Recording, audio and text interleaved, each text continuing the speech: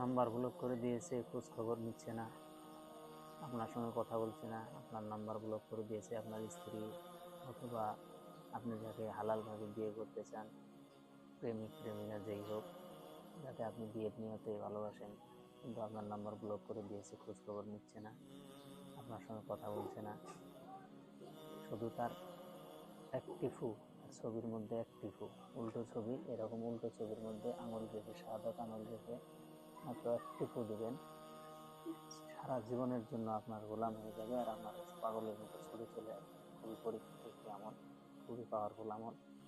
এই আমল সাধারণত আমরা অনেকজনকে দিয়ে থাকি, যারা এটার দ্বারায় অনেক উপকৃত হয়েছে, তাদের সমস্যা থেকে সমাধান পেয়েছে। অনেক স্বামী স্ত্রীর যে সংসার ভেঙে যাচ্ছিল, সেই সংসার আবার জোড়া লেগেছে আল্লাহ তাআলার হুকুমে।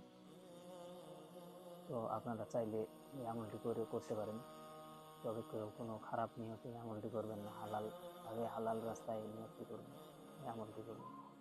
আসসালামু আলাইকুম, আপনারা দেখছেন আফরিন শিফা এডুকেশন চ্যানেল। এই চ্যানেলের মাধ্যমে আমরা কোরআন ও হাদিস থেকে ইসলামিক চিকিৎসা ও তদবির ও আমল শিখিয়ে থাকি। আপনারা যদি শিখতে চান তাহলে চ্যানেলকে সাবস্ক্রাইব করে দিয়ে নোটিফিকেশন বেলটি অন করে দেবেন, আর ভিডিওটি ভালো লাগলে লাইক করে দিয়ে বেশি বেশি করে শেয়ার করে দিন।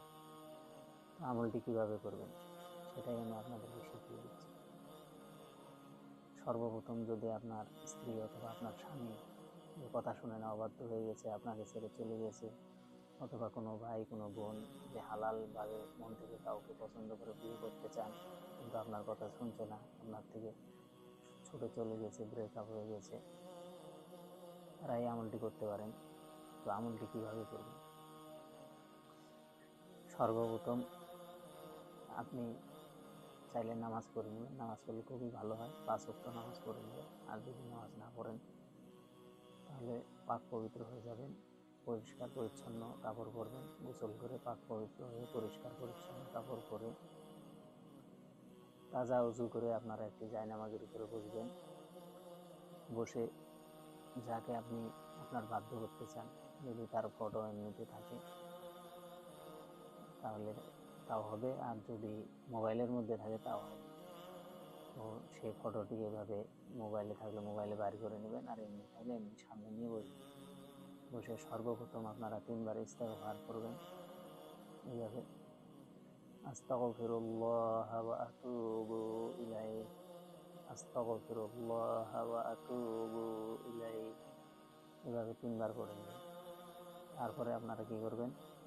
নামাজের দরুদ, দরুদে ইব্রাহিম আপনারা 3 বার পাঠ করবেন, এইভাবে আল্লাহুম্মা সাল্লি আলা মুহাম্মাদিন ওয়া আলা আলি মুহাম্মাদ কামা সাল্লাইতা আলা ইব্রাহিম ওয়া আলা আলি ইব্রাহিম ইন্নাকা হামিদুম মাজিদ। আল্লাহুম্মা বারিক আলা মুহাম্মাদিন ওয়া আলা আলি মুহাম্মাদ কামা বারাকতা আলা ইব্রাহিম ওয়া আলা আলি ইব্রাহিম ইন্নাকা হামিদুম মাজিদ। যারা এই দরুদটি জানেন না তারা কি করবেন? ছোট্ট দরুদটি পাঠ করবেন 3 বার, এইভাবে সাল্লাল্লাহু আলাইহি ওয়াসাল্লাম, সাল্লাল্লাহু আলাইহি ওয়াসাল্লাম, সাল্লাল্লাহু আলাইহি ওয়াসাল্লাম। এটা যখন 3 বার হয়ে যাবে তখন আপনারা কি করবেন? ফটোর উপরে এই আঙুলটি, শাহাদাত আঙুলটি এইভাবে উল্টো ছবির উপরে এভাবে রাখবেন। রেখে আপনারা কি করবেন? এটা করতে শুরু করবেন, ওয়ার রহমানুর রহিম, ওয়ার রহমানুর রহিম, ওয়ার রহমানুর রহিম। এটা আপনারা 313 বার পাঠ করবেন।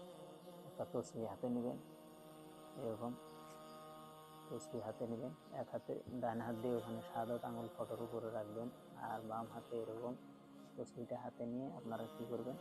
ওয়ার রহমানুর রহিম এটা পড়তে থাকবেন।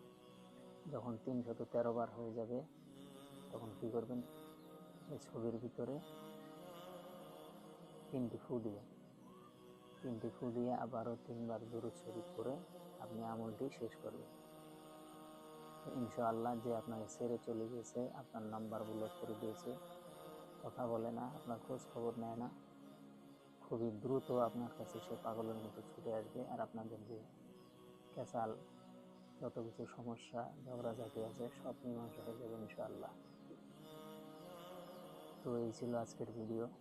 এরপরে আবার দেখা হবে পরবর্তী ভিডিও অন্য কোনো বিষয় নিয়ে।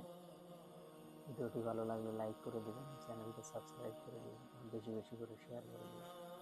আসসালামু আলাইকুম ওয়া রাহমাতুল্লাহি ওয়া বারাকাতুহু।